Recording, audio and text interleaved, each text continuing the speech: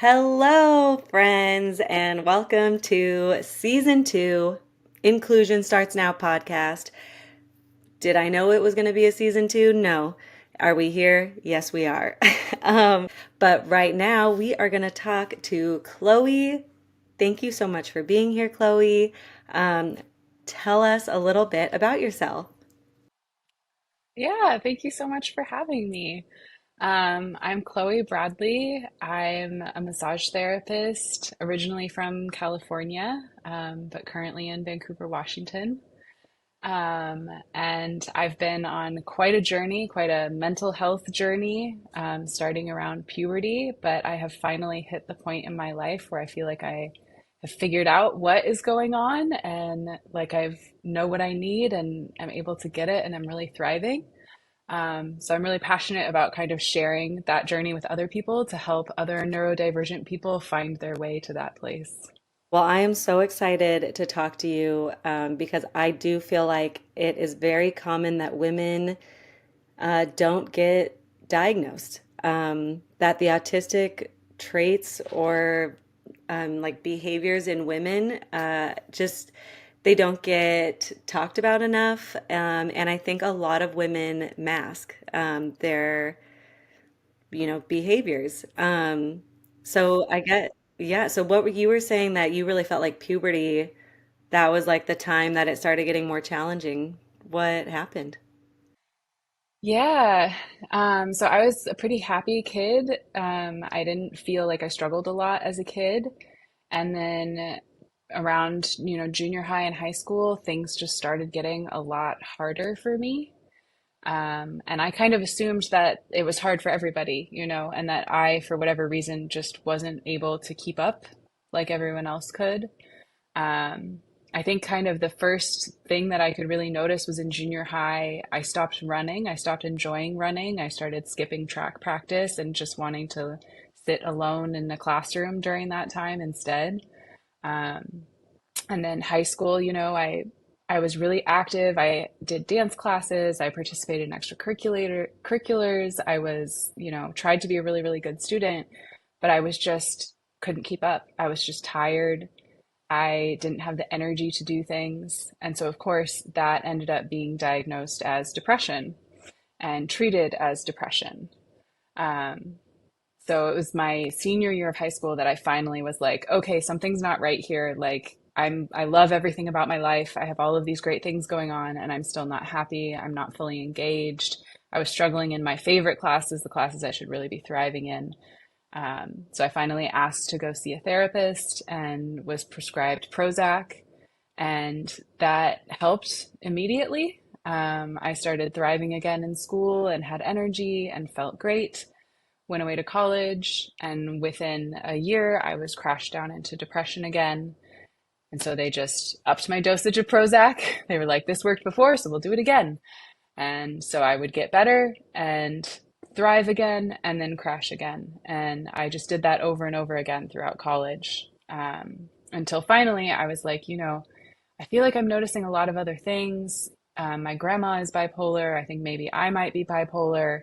So then I was diagnosed as bipolar type 2, which is just experiencing hypomania and never full blown mania, but experiencing deeper depressions. So they switched up my medication, and I had like some of the worst depressions of my life, but like got up out of that shortly after college, and then spent about 7 years assuming I was bipolar and that I needed to be on medication to maintain my mental health, um, but never quite feeling like I was fully doing all of the things, never feeling like I was fully experiencing life the way that everyone else was. Like I was still struggling to get enough sleep. I was still struggling to feed myself. I was supporting myself as a massage therapist, but didn't have energy for anything else outside of work. So it just felt like something wasn't quite right. And so I would talk to my doctors about it and be like, I feel like maybe there's still like some lingering depression. Like I don't really know what's going on. So of course they would just increase my medication. Like, we'll just give you a little bit more of those meds. And so it wasn't until just a couple years ago that I finally autism, like, oh, I'm autistic. Okay, so before autism, during this whole time when they're like increasing the medicine for depression, like were they ever trying to also give you like other ways to support you mentally, like or emotionally? Like were they trying to figure out like, okay, you didn't like you stopped running, like, trying to figure out why you stopped running? Like there was just like no talk. It was kind of like, yep, depression, here you go. It was it was always blamed on the depression. And insomnia is something I have struggled with for forever. Like I slept very little in high school and they always said, "Oh, we'll just fix your depression and then your insomnia will be fixed." And same with my appetite issues and my food issues. They're like, "We'll just fix your depression and just keep trying. Just keep trying," is what I was told over and over again. And that was what was cycling me into burnout over and over again because I knew like you have to get enough sleep, you have to eat enough, you have to exercise, you have to like, enjoy like hobbies and stuff. So I have so many lists I've made throughout my life of like go to bed on time, eat 3 meals a day. It's the same list that I was making over and over again. And I just was trying and trying and trying and trying to achieve what I now understand are like neurotypical expectations. And so constantly pushing myself to try to achieve neurotypical expectations is what kept putting me back into burnout over and over again. Yeah, I love that word, neurotypical expectations. I think that is, I mean, I think that's something that a lot of people struggle with. And then, oh, and I wanted to ask, so like, so you found, are you the one who found autism? Like, you were the one that was like, okay, can we rethink this and look into like autism? Yeah, so I don't technically have a diagnosis.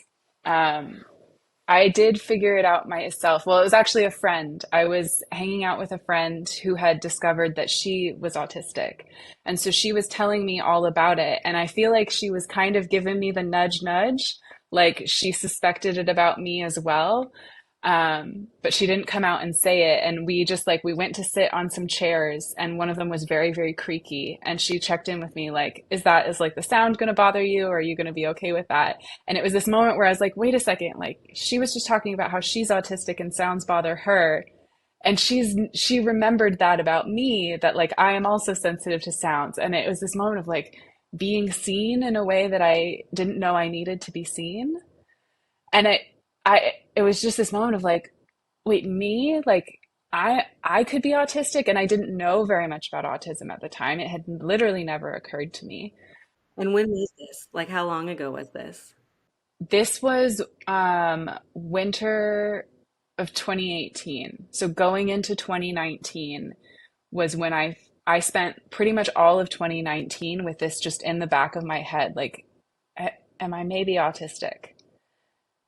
Am I maybe like what? And so following a lot of autistic people online and learning so much more about what autism is, because I had no idea. I had, that very limited idea of what autism was. One of the things that I thought I knew about autism was that autistic people take things too literally. And I'm a writer, so I love metaphors. So I was always like, well, that can't be me because I love metaphors and I'm really good at metaphors. And I think that's one of my funniest autistic traits is that I took that autistic trait too literally because there are so many ways in my life that I take things way too literally and just did not realize it. That is like such a perfect example of like, oh, well, that can't be me because I love this. Oh, like that, what a cycle to go through. So, how has getting the diagnosis now, or even though it's not technically formally, which again, I feel like this is really common for a lot of people that they take, and when I asked on Instagram, I asked people like, what tests have they taken online? And I had so many people respond being like, can you please share the answers? Like, so many people, I think, struggle with feeling that they're like not meeting those expectations. And they're just like, why can't I do this? So I guess because of that, how has the diagnosis kind of helped you now? It's been quite a journey. I kind of figured it out, and then 2020 happened, and like I had just figured out all of these things that I needed. And then all of that shifted with the pandemic, whereas like I need alone time, and I am now living in a house with four other people who never go anywhere. Um, which was so challenging and frustrating to be like, I know what I need, and now I can't get it. So I sure enough, went into burnout by the end of 2020, 2021. My husband and I finally moved out on our own. And 2021 was the year that I said to him, I think I might be disabled. And he looked at me and he was like, yeah, you think? Yeah. Like, yes, yes, we know this. You're definitely, my disability is more of a dynamic disability, but it doesn't fit into what most people think of as being disabled. But recognizing that about myself changed everything for me. And so 2021, I said to my husband, I was like, I just need to recover. Like, I need to do as little as possible. And he was like, okay, you can get a minimum wage job and just earn this, just work this many hours and we'll be fine. And you don't have to do anything else. And so he took care of everything else in our life so that I could like slowly come back to myself and like come out of burnout, and like the brain fog finally cleared, and like I started having the desire to go back into my passions again. And yeah, huge game changer. And I was just working a retail job. And so that was kind of my first experience asking for accommodations and stuff like that. Very disheartening. I could rail against employment in this country for hours because, um, you know, it's it's it, one of the hard things for me with being autistic and asking for accommodations for myself is a lot of people I feel like look at it like, oh, that's not a need, that's really more of a preference, you know? Like when I was working retail and the register had this beeping noise that was so loud. It was so loud. And I was like, I can't, this is intolerable. Please, can you turn the volume down on this beep? I am not the only person this bothers. Like customers complain about it too. And finally got a manager who turned the beeping down, and that like changed my experience so much, like made it so that I could work longer and do more. Um, and so it feels a little precious to be like, oh, I just need the lights a little lower. Can you just turn the music down? You know, like I'm just like this special little creature that just needs everything perfect for me. But I very much believe that everybody, neurotypical people as well, deserve to have their preferences acknowledged and met. That, like, everything I'm asking for myself is because I'm autistic and because I'm disabled.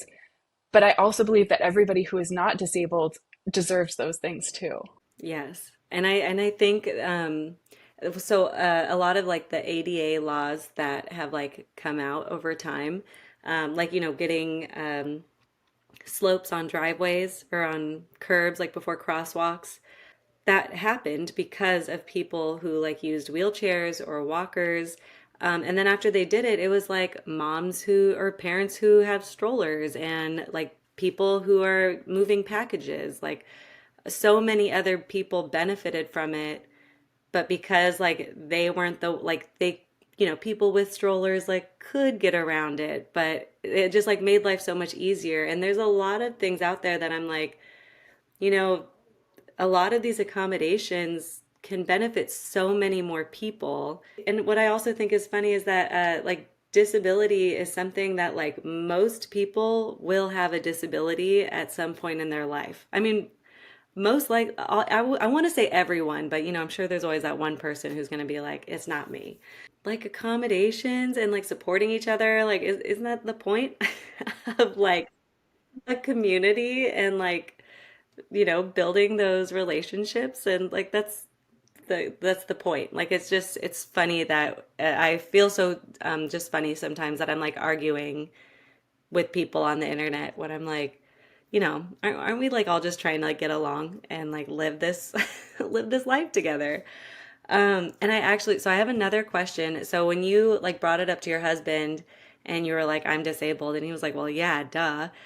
And your other friend who also tried to like nudge you towards it, like, do you feel like if at any point like in high school, college, if someone was like, yeah, you're autistic, like, that's it, get kind of thing. How do you think you would have handled it? Do you think that would have been helpful? I mean, if someone had presented it to me and like explained what autism can look like, and then been like, "Hello, like look in the mirror," I that would have been immensely helpful to me. I think if someone had just said to high school Chloe, like, "You're autistic," I would have been like, "What are you talking about? That doesn't make any sense." But if it had been explained to me, like these are the traits, like these things that you struggle with, like it's not a character flaw, it's just how your brain works. Um, and that would have been such a huge game changer. Like, I feel like I lost so much time of my life to going into burnout and just wondering why. Like, I didn't understand why it kept happening to me. And that's what, made me suicidal multiple times was just like, I keep trying and I keep ending up here and I just don't understand. Like, I can't keep doing this over and over again, trying and trying and trying and ending up in the same place. It would have removed a lot of that self-criticism and kind of self-loathing that I dealt with when dealing with all of those struggles. Um, I think it would have been hard for me to get the accommodations that I needed because I was such an ambitious student. Um, like waking up early in the morning is not good for me. I don't do that anymore. But I loved like all the good classes were early morning in high school. So I don't think I would have given those up, even if I had known that I needed to be asleep at 6 a.m. and not going to school that early. I was about to ask, what do you feel like your neurodivergent expectations are now, like for yourself? I have some pretty firm boundaries around my time. Um, I don't do much before noon because waking up early doesn't work well for my brain at all. Um, Technically, I know that a boundary for me is I should only be working 4 days a week. I've been pushing that a lot this year because I'm trying to get my own business off the ground. But just knowing, like, oh, I can see that I've worked 5 or 6 days this week, so I really need to protect that one day off. Or being able to say to my husband, like, look, I've worked too many days this week, so we need to do takeout. I can't cook this week, you know? Um, and I actually, this last fall and winter, I knew that I was going to put myself into burnout. And so I was able to like prepare and schedule several weeks off at the end of the year so that I could kind of catch myself before that burnout got really bad and bounce back from it so much faster than I ever have. That is so great. And I really feel like this is a lot of just, like kind of having this diagnosis and like just having it kind of be a part of your identity helps you kind of like okay your own boundaries. Kind of like what you said about preferences too, of like, can we dim the lights or something? Can we do this? Like, um, I think that is important for everyone to feel like they can have a safe place to like go somewhere and like being able to access everything the way that is like most comfortable for them. And yeah, and I mean, I love when like movie theaters or when they do things where it's like this is going to be like a sensory friendly um, activity. Because, it is impossible to 100% please everyone all the time at every event. But there are so many ways of like wearing headphones. And have you seen those new headphones that are, I think they're called Loop or something? And they're just like noise canceling and they're so small. So you don't even have to wear like the big bulky ones. And I'm just like such an easy accommodation for everyone to like feel included with, what's going on. And I really feel like getting a diagnosis. I do know quite a few families that really mourn getting diagnoses that just that they feel like disability is this bad word and they're like, no, I'm not disabled. We don't need any help. It's fine. And it's like, the help is like, we all need help sometimes. Like, don't view it as such as negative thing. It's like, there are resources out there now to support you. And actually, do you feel like do you notice other people having autistic traits and like ever be like, hey, let me tell you my story? Oh yeah. Oh yeah. It's so funny. Like, there's gaydar, how queer people can spot other queer people. And that is so true. Once you recognize your own autism, it is, you see it in other people. You're like, are you also, do you know yet about your brain? Or are we gonna like go on a journey together? So yeah, I do feel like I'm pretty good at spotting other autistic people these days. That is great. I see it a lot more with adults.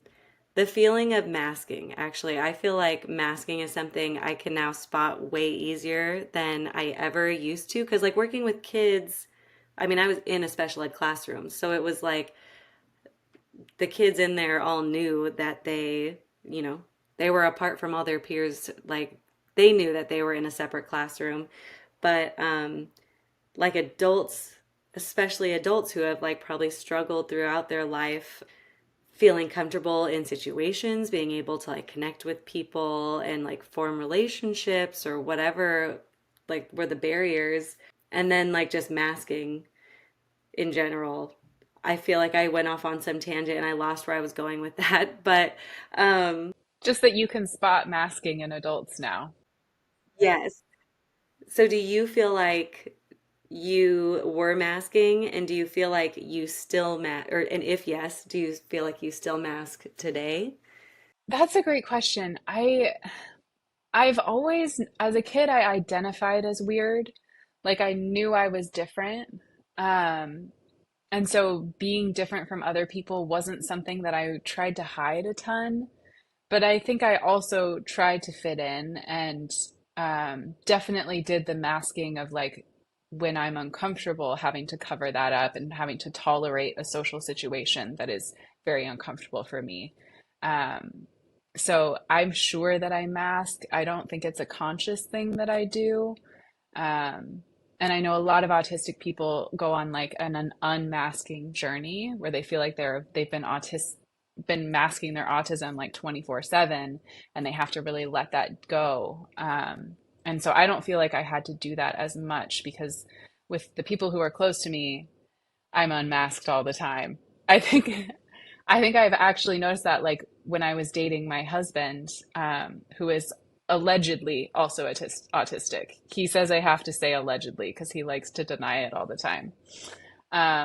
But I could be myself around him in a way that I couldn't with anybody else. And I didn't know why. Like, I didn't know what was going on with why we clicked so well. But I would spend like an intensive amount of time with him and then go spend time with my family and realize that I was different.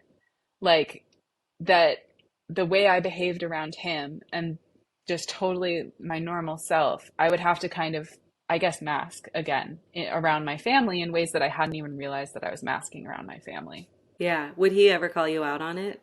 Like you guys would leave your family and he would be like, No, why are you acting different? What happened? no, I have the autism that's like, I don't care what people think of me. He has the autism where he still is very much trying to abide by social norms. So he Yeah. probably does a lot more masking than I do and is more okay with that. Like, he would rather people perceive us as normal than notice how weird and quirky we are. The word normal, because I feel like that totally gets used a lot. I mean, I know it's been interesting with my two kids. Well, especially the one who's 3.5 and talking and categorizing everything and trying to figure out the world and how everything works. Um, she says normal a lot, and as like the person working in the like in special education, I've always tried not to say normal, but it's like kind of interesting now that she's like no, I don't want that dress. I just want the normal dress. And I'm like, oh, what's Mm. the normal dress? Like, what does that mean?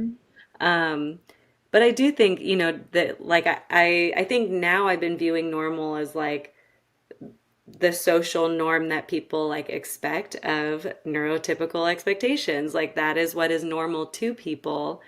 Um, but I actually feel like a lot more people like kind of mask and try to fit into this like unrealistic standard that that is for some that is so normalized that Yep. like people think is normal. And like I love when celebrities come out and they're like, yeah, I'm autistic, and you're like, good, like let's let's talk about it and talk about like how it can look so different on so many people. Hmm. But I feel like what your husband is feeling is something that a lot of autistic people feel, that they're like, I just want to look normal. I just want to fit in. I just want to, do my job, make friends, and then I'll go home and do what I want to do. Like, but it's like, I don't, I guess it kind of feels like people feel like that means there's like a lot of struggling. But I would think that if I was masking a lot, I would feel like that was a struggle. I would think that would be Yeah, interesting. it is exhausting. It is definitely exhausting. Yep. Do you feel like anyone in your family is autistic? We don't need to say it if you don't want to. It's so interesting because it's clearly genetic, you know? Like we know that. Yeah. I think my grandpa was almost definitely autistic. He died when I was like just out of high school, so I never got to know him really as an adult, especially not as an adult with this understanding of autism. Yeah. Um, but he hated loud noises. Like if you slammed a cabinet, he was going to be pretty grumpy about that. He had a lot of little quirks that looking back, I'm like, yeah, I'm pretty sure he was autistic. And I Yeah. think at least one of my aunts is autistic. I'm not sure about my parents. My mom took the RADS R test that I sent you, the self-test for autism, Yeah. and she scored like zero, like no autism detected. Interesting. Yeah. Yeah. Can you mask during the test? I should have taken the test before. I really want to see Um, it. I think it's interesting for anybody to take. Um, and if you are like heavily masked and like unaware of a lot of what you've been dealing with, it's probably possible to score neurotypical on it. But I think most autistic people, even autistic people who don't recognize their autism, are going to score pretty high on that test. Oh, cool. Oh my gosh. I definitely should have taken it before. I'm going to take it now. And Yeah. when I post this, I'll share, I'll share my results because I am very interested. And I just want to get everyone now to take it that I Yeah. suspect are autistic. Uh-huh. 'Cause, yeah, we do have some family members that, and what started it was that I noticed when the schedule changed and that he wasn't ready for it, it got him really mad. And Hmm. and I don't even think I thought about it for the first couple of years that I knew him, but then the closer that we became, the more I would be like, "Oh, that's like an interesting trait I haven't noticed before." And Hmm. he ended up saying that one of his like medical friends did end up giving him like a diagnosis, like an informal diagnosis. Um, but I don't know if he believes it or if it's like a joke to him. But there's definitely been times where I feel like I want to tell people, and then I don't think that they'd always take it well. Um, Yeah. because if I ever Yeah. see a disability, I'm like, yeah, that's a disability, and they're like, no, well, it's not, it's not a disability. Like they're fine. I'm like, I didn't say they weren't fine. I just said Yeah. that they have a disability. Like that's that's fine. Yep. Yep. But yeah. Oh wow, we are almost to 30 minutes. So I thought that this might happen, that we were just gonna totally just keep talking, and I'm sure I can talk to you. I was gonna be like, go grab your husband, let's go talk for another 30 minutes and force him on here. So is there anything else that you want to say to people? Because a lot of people that I feel like follow me, they're teachers, they're parents of kids with disabilities, um, and a lot of advocates, self-advocates, disabled people. So is there anything that you'd want to share about like, getting a diagnosis later in life or anything that that you wish your parents did or teachers did, anything like that that you'd like to share? Yeah, I feel like anytime we're talking about inclusion and how to make things better for marginalized groups that we're not a part of, our first instinct is to be like, give me the list of rules. Give me the words I'm supposed to use and the words I'm not supposed to use. I just want to get it all right and I want to follow the rules. Um, and that's like a great place to start for sure. But I feel like one of the best things that people can do to make the world more accommodating for autistic people is tuning into themselves and their own needs and like validating those things. Like if you're out in the world and you're like, my life would be 5% more comfortable if this small change was made, like acknowledging that as a valid thing and giving yourself that. Like, I feel like there's this baseline expectation of suffering.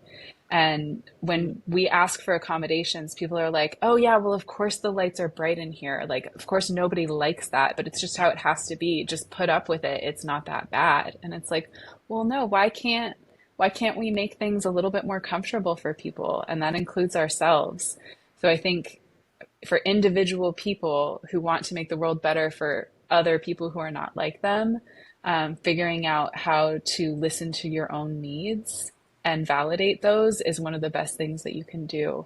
So, really, like unlearning diet culture, unlearning all of the messed up relationships we have with food, um, unlearning all of these expectations we have for our bodies and the correct way to have a body, and instead just being like, what's the correct way to have my own body? And then extending that compassion out to other people. Yeah. Oh, I love that. I love all of that so much. And I love the unlearning because, yeah, that it's. I just started this new book, The Punishment by Rewards or Rewards, and one of Mm, the first, like the intro, it's like if something's happening and if something is so normalized in our society and nobody's questioning it, like that's like a red flag that we should always be like questioning and rethinking and being like, well, is this the best way that we're doing this? Like, well, why is everyone doing it and like the outcomes aren't good? Like, why aren't we rethinking this? And I I think it's just so important that we're constantly trying to like unlearn and like reevaluate and then like, learn again. And yep. then, another couple years go by, unlearn it again. Like let's Yep. keep learning. Okay, well, thank you so much. Thank you, everyone who is here and listening. If you have any questions, please let me know below. And inclusion starts with you, and I just want to help. Thank you. And thank you, Chloe, for being here. It really means so much to me that you are here. My pleasure. Thank you for having me.